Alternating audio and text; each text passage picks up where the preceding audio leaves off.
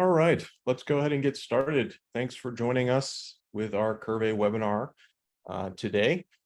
Today's topic, we're going to be focusing on the impact that AI is having on the embedded analytics space and the use cases around embedded analytics and AI. Obviously, as you're probably aware, and probably the reason why you're attending today's session is because AI is really such a hot topic right now, whether it's tools like ChatGPT, Google's Bard service, or any of the multitudes of other AI and machine learning related capabilities and technologies on AWS, GCP, Microsoft Azure, or any of the now probably hundreds of other software companies that are building AI related solutions. It sort of seems like AI is part of just about every conversation that we're having related to sort of new software innovations and new software and technology projects. And here at Qrvey, that's obviously no different.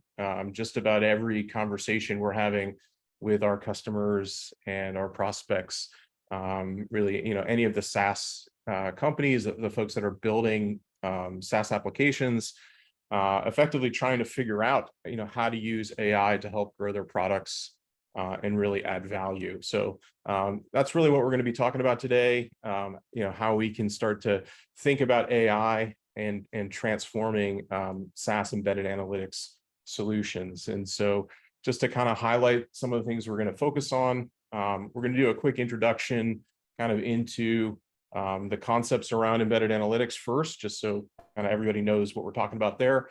And then we'll dive into the related concepts around what's happening with AI kind of today or to date within embedded analytics, and then we'll kind of talk a little bit more about where we see kind of the changes happening and what's going to be the short and longer term impacts of AI on the embedded analytics use case. And certainly, we encourage you, anybody who's in attendance today, to ask questions, and we'll try to get to as many of those as we can throughout the session today. But before I forget, let me go ahead and introduce myself. My name is David Abramson. I'm the CTO here at Qrvey. We're an embedded analytics layer for SaaS application providers. And I'm going to do just a quick introduction into kind of the embedded analytics use case and who we are in a little bit more detail at Qrvey, just to kind of level set some of the concepts and reasons why we're talking about how AI can be impactful for the embedded analytics use case for your products and for your customers. And so to kind of kick it off, thinking about what embedded analytics is really used for.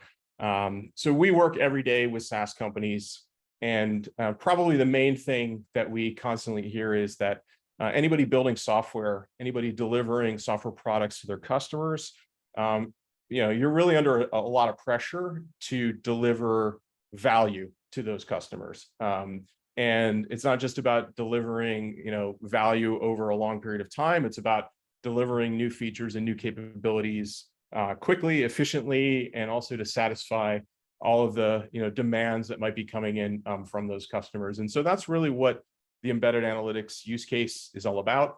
It's about allowing SaaS companies to take their data and deliver easy to integrate data visualization capabilities, highly customizable integrated outputs, and really effectively deliver value around all of the different data use cases, whether it's capturing data, visualizing data, automating data, but doing that all in the context of the SaaS application tool set. Now, combine that with kind of the analytics use case, and there's actually quite a lot of tools and products out there that you could potentially consider for delivering that value to your customers. You may have explored or worked with what we'll call here traditional business intelligence or business analytics tools. But for the most part, those are really great for more enterprise business intelligence and business analytics use cases. And they're not really designed to be integrated and embedded as part of a SaaS solution that's solving the needs of products, users, and customers. So that's where something like a custom-built, tailor-made embedded analytics solution is really important because it can fit with the overall architecture, flexibility, scalability, and feature sets that you want to deliver as part of that analytics set of capabilities inside of your software application and product. So when we talk about embedded analytics, this is what we're really talking about, solving the needs that SaaS companies have to deliver a broad set of analytical capabilities directly as part of their software solution, not as a standalone, not as a separate enterprise-focused set of capabilities, but actually fully integrated and fully embedded as part of that SaaS product. And this is where Qrvey fits. This is what we do. Every day we're talking to SaaS companies who are trying to deliver value to their customers.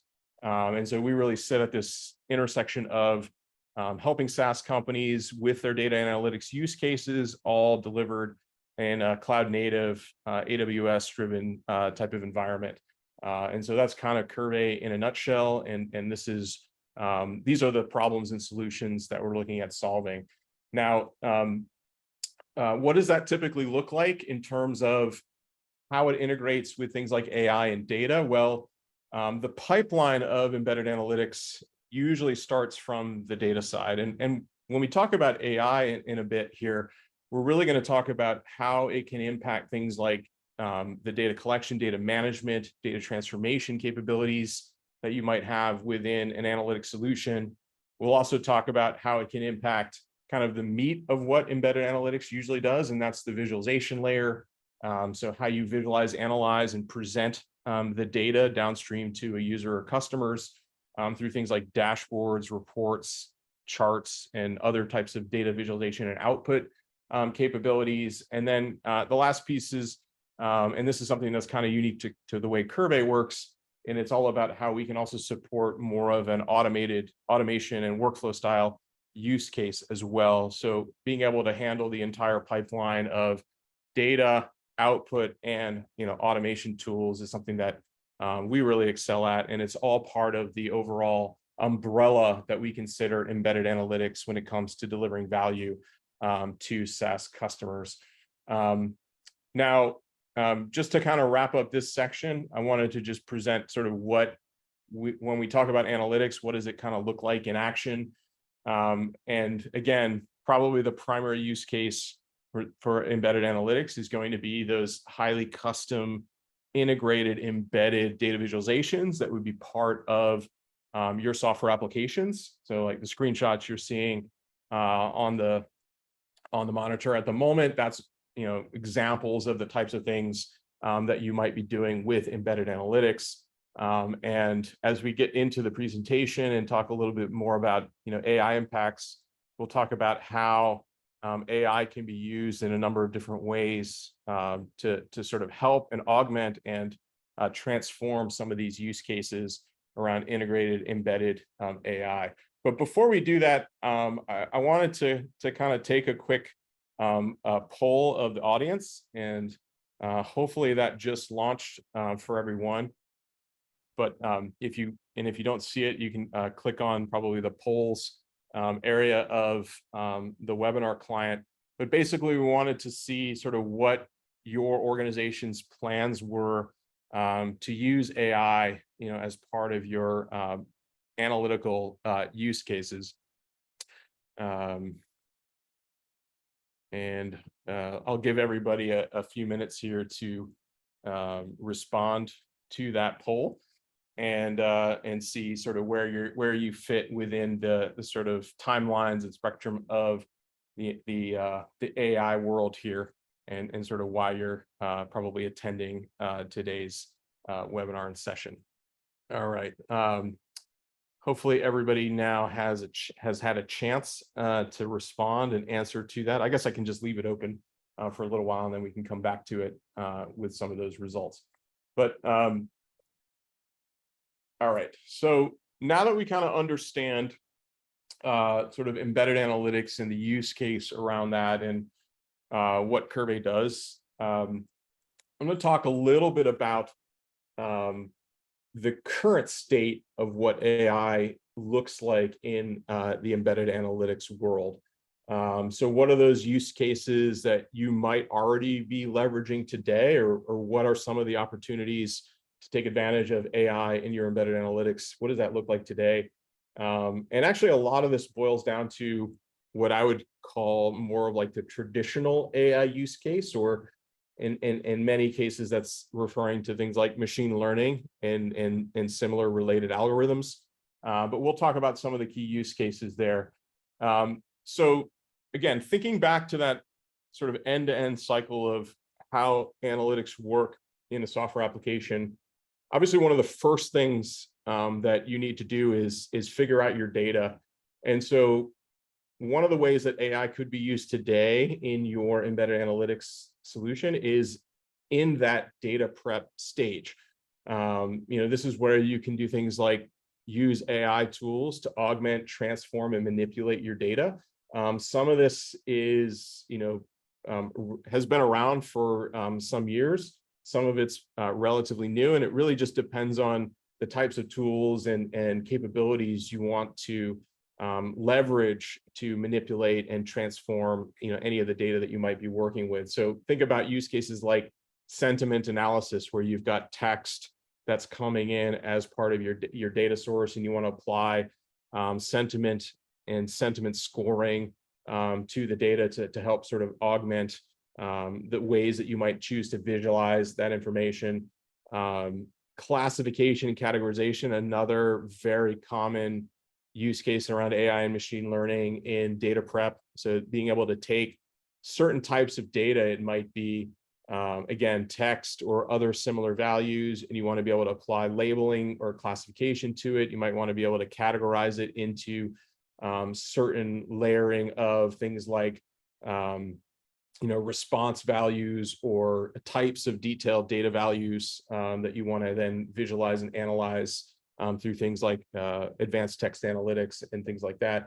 And then kind of one of the more unique use cases would be something along the lines of pattern detection, where you might take things like unstructured data files such as images or video, and then you want to apply some manipulation on top of that to extract content like specific features of the image. You can think about use cases around maybe you're tracking images of roads, and you want to extract like when there are cars or when there aren't cars, or you want to look at images of events and you want to see like how busy they are, or those types of things. So there's a lot of unique capabilities that can be offered when you start digging into some of these data preparation types of use cases around AI. But these are things that aren't necessarily new, and there are a lot of products and capabilities and features, including what we offer within the Qrvey platform, that can help support these types of data preparation use cases to augment and transform your data through AI and machine learning libraries. So that's just kind of one area where AI is sort of already being used more broadly today.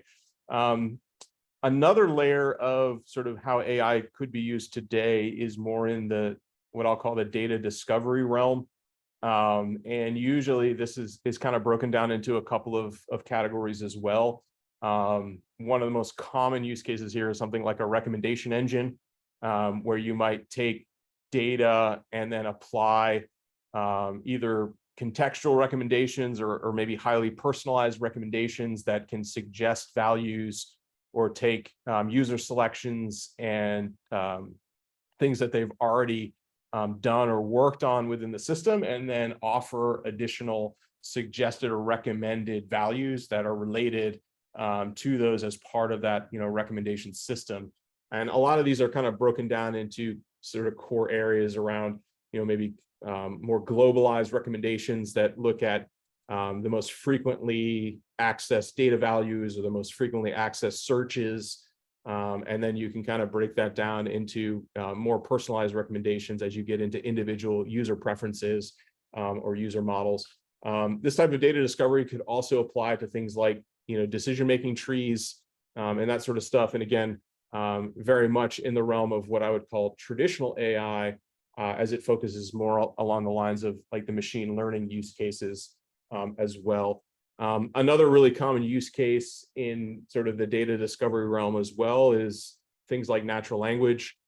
So being able to take text, almost like the natural language search type, Google search style text, and apply that in analytics use cases. So somebody types in, show me sales results for Q4, and they want to see the results of that natural language query rendered back into the visualization outcomes within the UI of that embedded dashboard, those types of things. And again, very common use cases for how AI could be applied today within the embedded analytics or in analytics in general type of use cases as well. And then kind of another very common model for how AI might be used today is more on the predictive analysis side. This could be broken down in a lot of different concepts, but I've sort of highlighted two of the most relevant here. One would be something like AI for outlier or anomaly detection within the data. And this can then be used to trigger things like alerts or notifications on top of the data as part of an end-to-end use case around data visualization, anomaly detection, and then automated notifications or alerting systems. And obviously that's going to be used in use cases around fraud or security in different industries where that's going to be a really important set of outcomes. And then the other one is more along the lines of a forecasting model. So how do you take data and then build in more of a predictive forecast out into the future and try to decide on how things are going to turn out as you extrapolate those values over time with different AI and machine learning models that can help you track that or apply that forecasting algorithm on top of the data that you're looking at. So those are just some of the examples that we see in terms of how AI could be used today in the embedded analytics use cases as part of your products, or how you're delivering some of these types of interesting capabilities downstream to your customers. But now I'm going to shift gears a little bit and talk about what's next. So where is this headed when it comes to kind of the next generation of AI capabilities in an embedded analytics use case? And this is kind of where we're shifting away from the more traditional machine learning AI use cases, like the anomaly detection, the forecasting, the recommendations, or even things like the sentiment analysis, and really thinking about sort of the more generative AI use cases in embedded analytics. And what I've done here is sort of highlighted three of the key use cases and essentially the key user personas where we really see this having significant impact.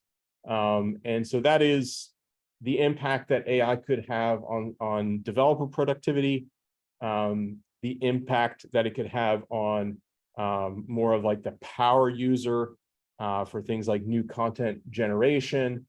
And then the third would be ways that maybe even less technical end users who are accessing the analytics layer or the data visualization capabilities, how could they even tap into some of the generative AI capabilities to even do things like have conversations around the data and get unique dynamic values and insights out of that type of information.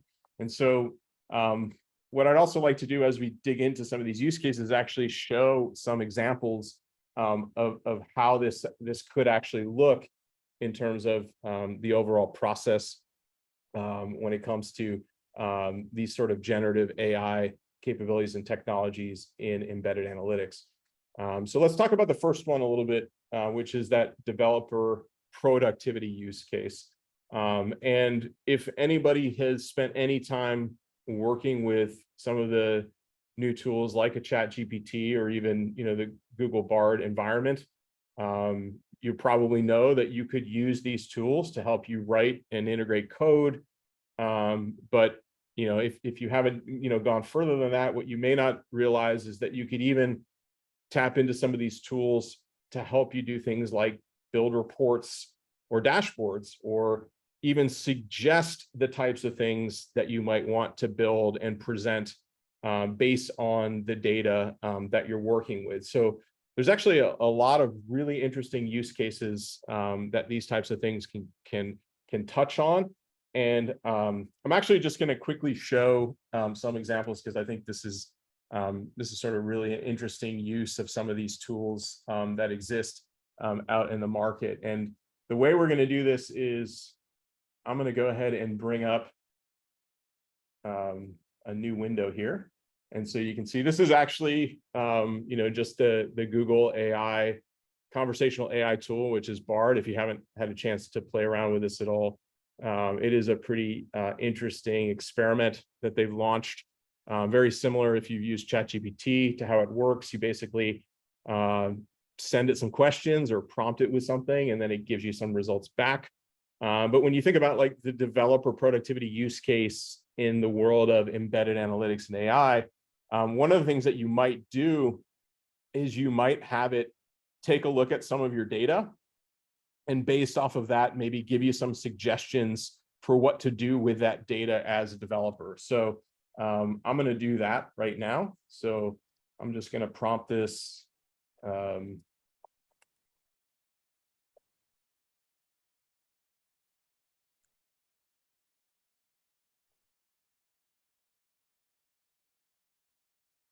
So basically what I've done here is I've asked it a pretty broad question.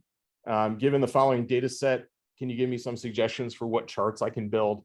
And I could upload the file, but I've just copied and pasted some, pretty standard data from a data set into the system and solution here.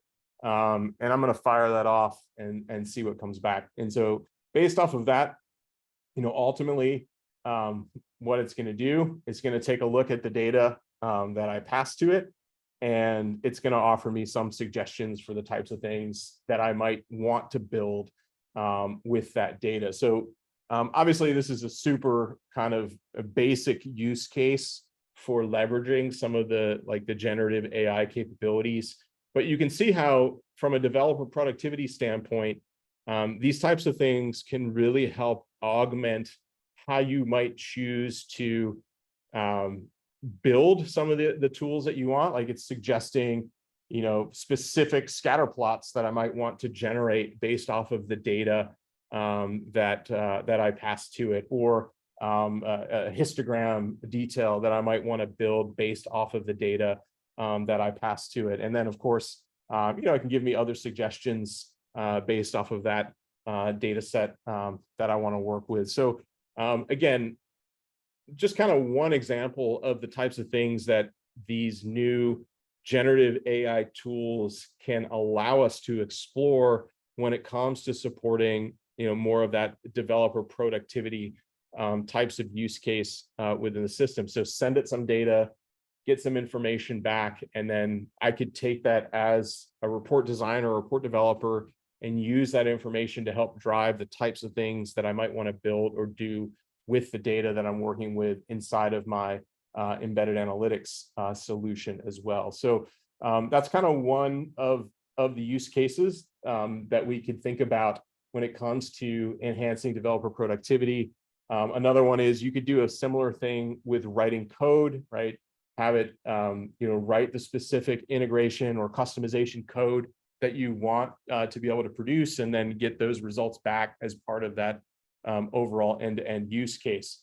And that kind of bleeds into this next use case, which is more about the power user type of use case. So the types of things that a power user of an embedded analytics system might want to do.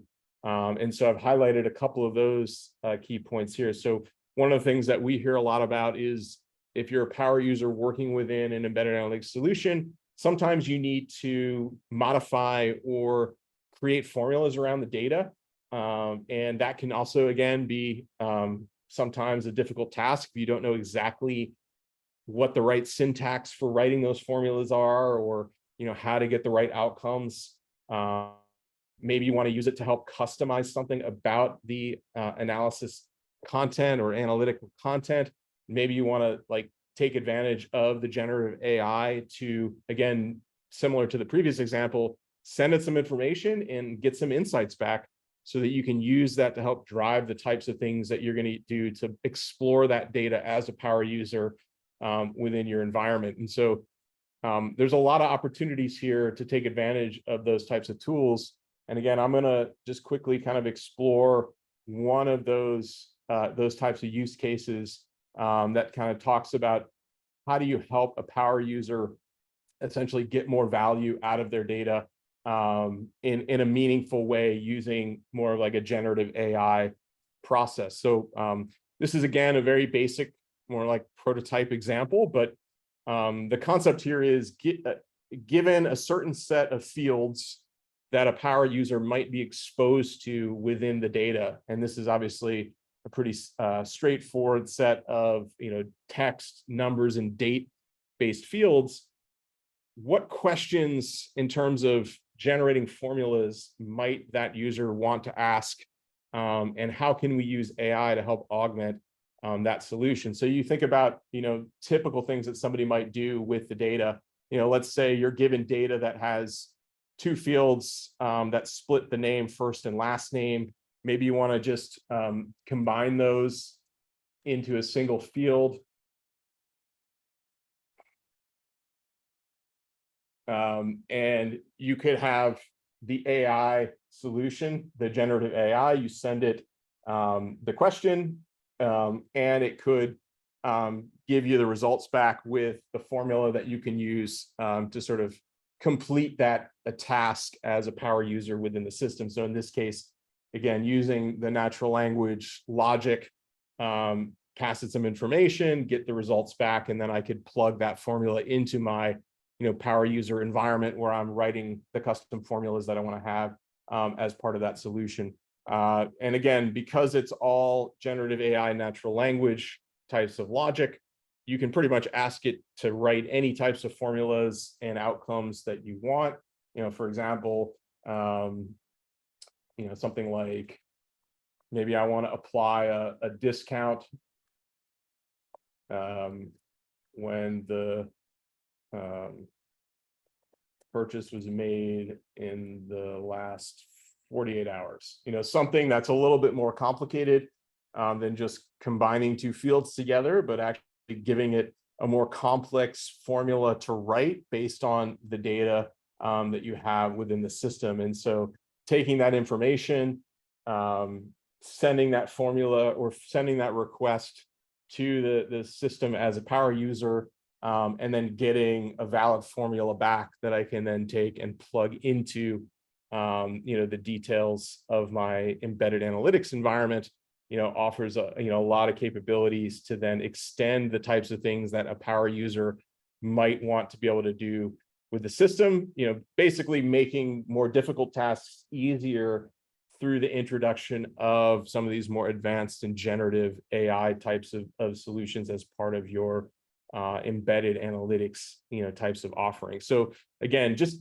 giving some examples of the types of things that you might want to start introducing or creating as part of the experience that you could offer to the power users, the advanced users, the developer type users within the embedded analytics and AI that you might want to start taking advantage of there. And then the kind of last use case that we'll touch on here is, what about those end users who also want to be able to take advantage of AI? And obviously, with the ease of working with all of these generative tools like a ChatGPT or a Bard or something similar, extending that type of conversational AI to the end user is certainly something that you'd want to consider doing. And so being able to offer very much an AI-driven sort of chatbot style model, letting users ask questions of the data, maybe even taking the data and doing similar things that we've just seen, providing suggestions for the next things to build or the next set of action or outcomes that somebody might take, can all be part of what that end user conversational AI experience could ultimately look like. So you have a lot of flexibility to kind of empower the end users with the variety of different AI tools that exists within the environment. And what I've pulled up here, again, another example of how something like that could look in an embedded AI scenario. So, you've built obviously your dashboards for your end users who are then viewing and maybe drilling down and filtering and working with that data. But imagine if, in addition to all of that, we could extend the capabilities and give them access to more of a generative AI type of solution that reaches out to these type of chat style libraries, where we can take data, send it to the third-party system, and then get some meaningful responses back from the way that could work within the system. And so basically what this is doing is it's going off and taking the data that the end user's already been presented with, sending it to, in this case, ChatGPT.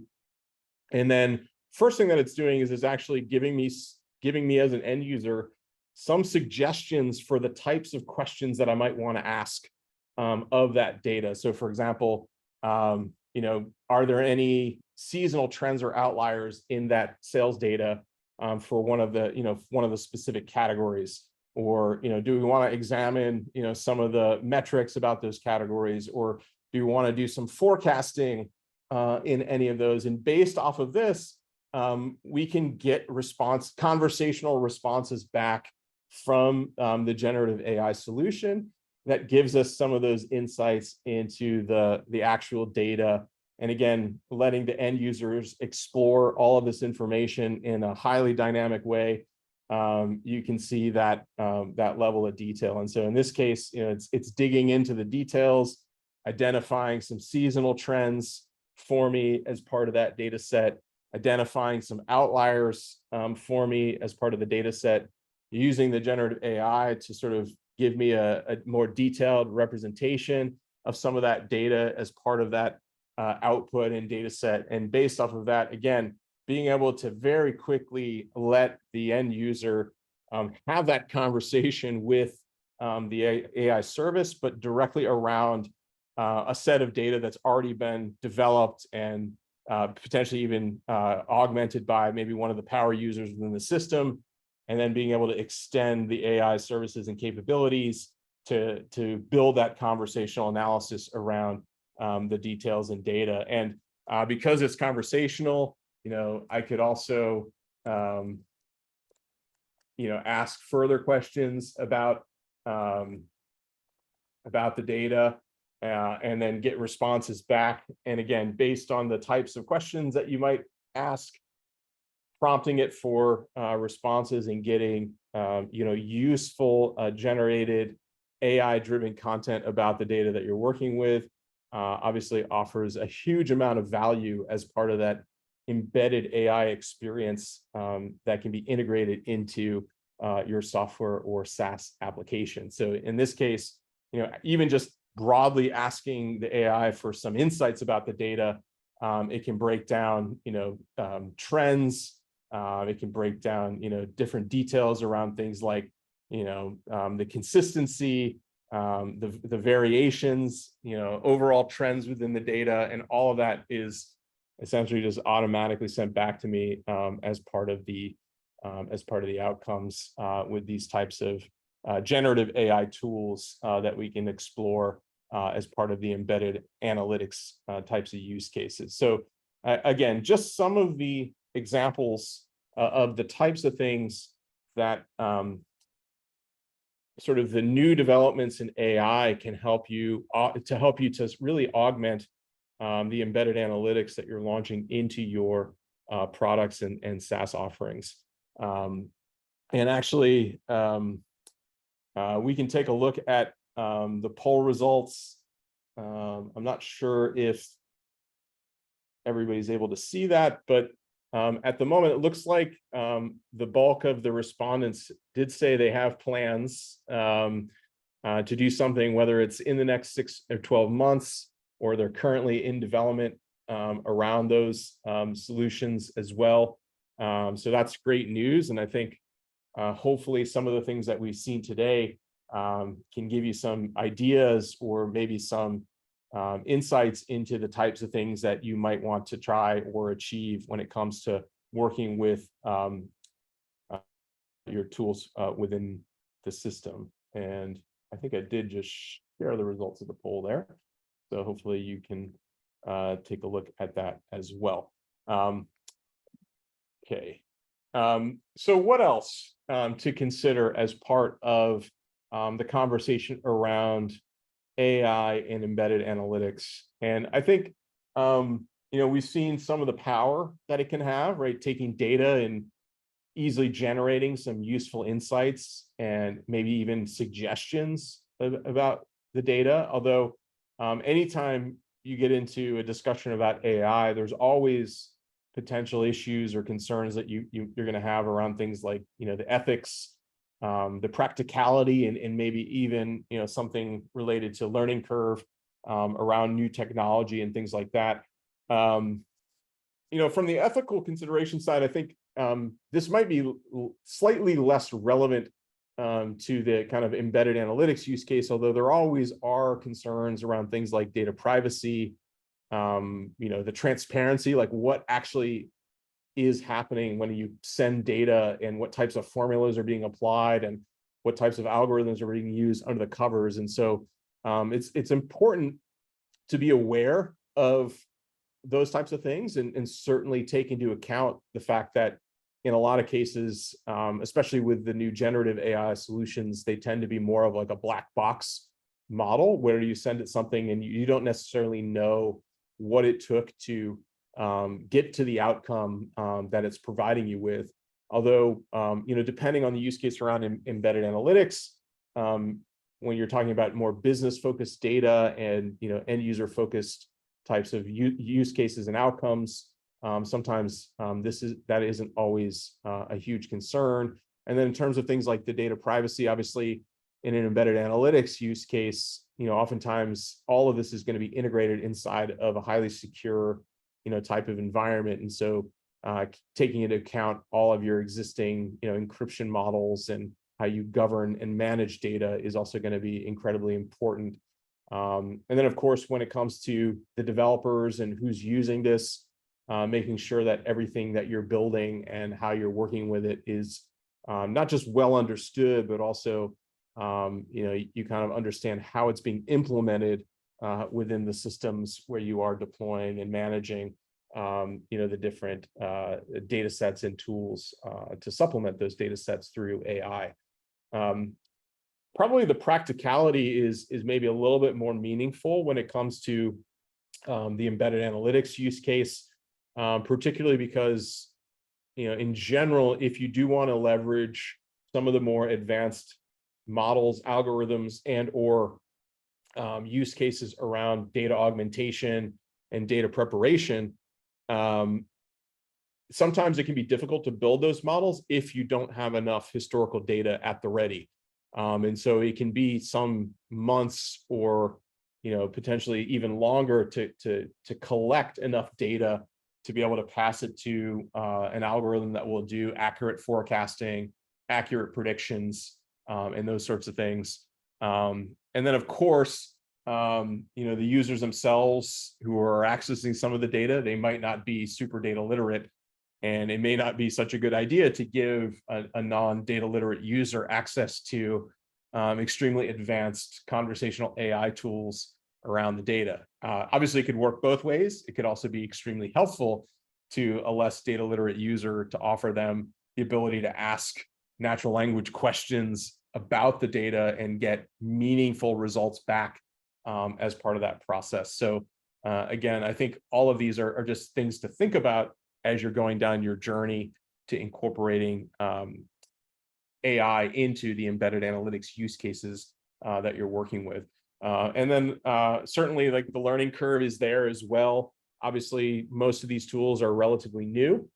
Some of them can also be very expensive, depending on the types of things that you're trying to do, with your data. And obviously, if you have, it's a very different cost model when you're talking about, maybe tens of thousands of values of data versus hundreds of millions or billions of records of data when it comes to doing any kind of data augmentation, data preparation through configurable, customizable AI services.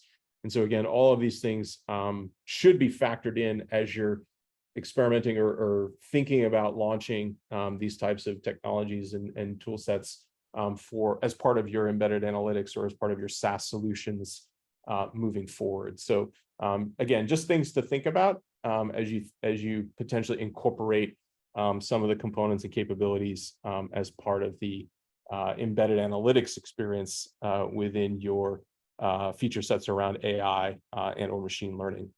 Okay, so that's going to pretty much wrap it up for the core sections of the webinar today. Happy to answer questions now from anybody in the audience, and we can talk a little bit more about some of the things that may be of concern or what you're thinking about as part of that underlying process. So a couple of questions that I'll just quickly touch on right off the bat. So in terms of, and this was actually something that I was just kind of speaking to, which is related to costs. So the question is really about what are the costs associated with using AI-related services as part of an embedded analytics or in part of an embedded SaaS solution. And again, I think obviously that's going to depend quite a lot on the use case as well as the specific services that you're planning on introducing and working with. For example, at Qrvey, we're an AWS native solution, and a lot of things that we do today is to tap directly into and leverage some of the AI-specific microservices that are part of that AWS ecosystem, such as the natural language tools around things like the comprehend service or the image and video pattern recognition services. All of that's sort of native tools that we can already tap into when it comes to data augmentations and data prep. So when you think about that specific data prep use case as an example, the cost of leveraging those services would obviously be highly dependent on the volume of the data and sort of the number of times that those services get invoked within your data pipelines. So one example would be something like the sentiment scoring. So if you're applying sentiment analysis against millions of records, you're usually talking about something like for every 100 records or so that get processed, that's about $0.01 in costs of leveraging those types of services. So you can think about it mainly around the data volumes that you might be dealing with. Once you start thinking about integrating external APIs like a ChatGPT or similar, obviously the models for how those get leveraged are similar to any service that you would use. So the more data and the more messages you send back and forth, the more those services potentially end up costing. However, that's also part of the opportunity for SaaS companies that are looking to embed these services, since you can provide them as add-on capabilities, especially if you're thinking about targeting end users or power users, being able to offset those costs by offering sort of additional services and resources that might incur from that. All right, so another question popping up here. How would we define AI for use in a SaaS application versus advanced statistical or mathematical models, particularly for a solution that deals with large data sets? So yeah, that's an interesting question. I think there's definitely different use cases around AI when it comes to more of like the standalone statistical analysis use case versus what it would ultimately end up looking like embedded as part of a analytics capability inside of a SaaS application. Generally, when we see it embedded inside of a SaaS application, it's part of a much more targeted use case focused on a specific user persona, which might be a less technical end user who wants to explore data, and maybe they want to look at some basic forecasting, maybe they want to look at some anomaly detection and set alerts on those anomalies, or maybe they want to sort of conversate with a chat GPT like embedded AI where they can ask questions and get insights about the data in return. That use case is obviously going to be very different from more of a statistical or mathematical use case where somebody's taking very large data sets and applying machine learning models on top of that data. Ultimately, that use case might be part of the data prep process where you have advanced statistical models being applied and then loading the results of those models into the dashboards that get embedded into the outputs and use cases. So I think a lot of these go hand in hand, but it would highly depend on the persona and the types of users that you're working with. Another question coming through is asking about the trade-off between deploying pre-built or pre-trained models versus ones that learn gradually over time. Yeah, that's actually a really interesting question as well. And we've seen both examples among our customers who are leveraging some of these existing machine learning models. So for example, when you are tapping into something like the pre-built model for sentiment that AWS offers, which is the Comprehend service, that's a pre-trained model based on the data and the data sets that AWS or Amazon already has. And I think that, that's a really, can be a very useful set of data because it's trained against obviously quite a wide variety of data and information, but it may ultimately not be specific enough for the types of data and the use case that you're working with. I do know that they have recently introduced models for natural language that's more trained around medical data, which is obviously a very different set of training models versus kind of the more generic language trained data. And then I do believe there's other out-of-the-box sort of data set specific trained models that they have as well. But obviously, if your data is quite unique, let's say, if you're in a very specific vertical that has, language terminology or other things, particularly around something like the NLP use case, you'd probably want the benefit of building your own model so that you could train it and have it apply and get the most value out of offering that type of capability versus using a generic one. I think for broader use cases, the pre-built ones, because they're so easy to implement, you can just kind of connect to them and go. That offers a lot of value and can somewhat mitigate a little bit of the trade-off, even if the results aren't perfect. So that's something also to think about is really that speed or time to value that you could leverage to offer some of these capabilities as well. And again, I think that's also somewhat the appeal of leveraging tools like a ChatGPT and things like that. It's sort of pre-trained and built, and then even if the results aren't the perfect outcomes or the best case scenario, it does get you maybe good enough to launch, to get to start offering some of these capabilities. But all of that is certainly something to think about and consider as you're working with that. All right, I think we probably have time for one more question from the audience here. So let me go ahead and try to find one that might be more universally applicable. All right, so another question is asked related to data privacy and secure transfer of data. So yeah, this is an interesting question that comes up often as well. So anytime you're using a third-party AI service, something to consider is, what they're actually potentially doing with your data if you do end up sending it to them, even if it's through an API. Now, one of the benefits of working with technologies like Qrvey is we are a fully self-hosted solution that deploys into your AWS cloud environment. So all of the data communication that happens is going to happen inside of your AWS account. And so if you're using any of the native AWS services to handle some of the AI and those types of communication. That's all going to be part of your account. So you're not actually sending data anywhere. It's all happening within that account and environment. So that, again, is a very huge positive for folks that are really concerned with the data privacy or the security around the data that they're working with.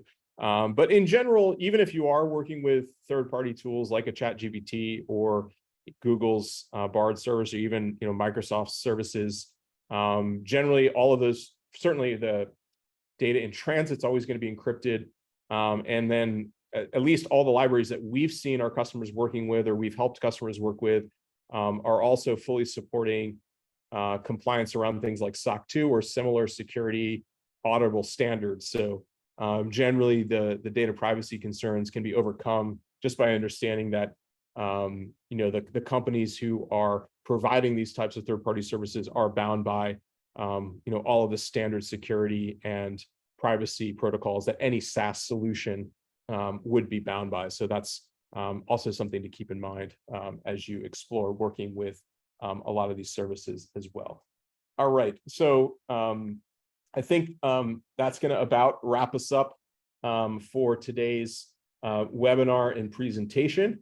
I'd like to sort of leave you with some conclusions about some of the things that we've talked about. And I think the key thing, for us at least, and the way that we're working with customers and prospects in the AI and embedded analytics use cases, really thinking about the different personas and the different types of features and outcomes that you can provide for the different sorts of users. So like the examples, the conversational AI examples for end users, the generative AI, for power users, and even leveraging the AI tools for some of the development that you might be doing around the data and the data sets that you're building out into your applications and embedding, certainly something to think about. And of course, when you think about the overall use case for SaaS companies who are integrating and embedding analytics, it's all about helping you deliver value and differentiate your products and services.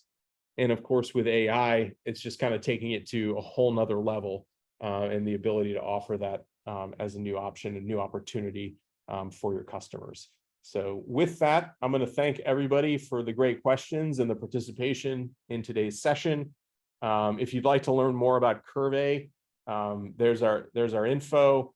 You can visit us at Qrvey.com. You can sign up for a demo of Qrvey.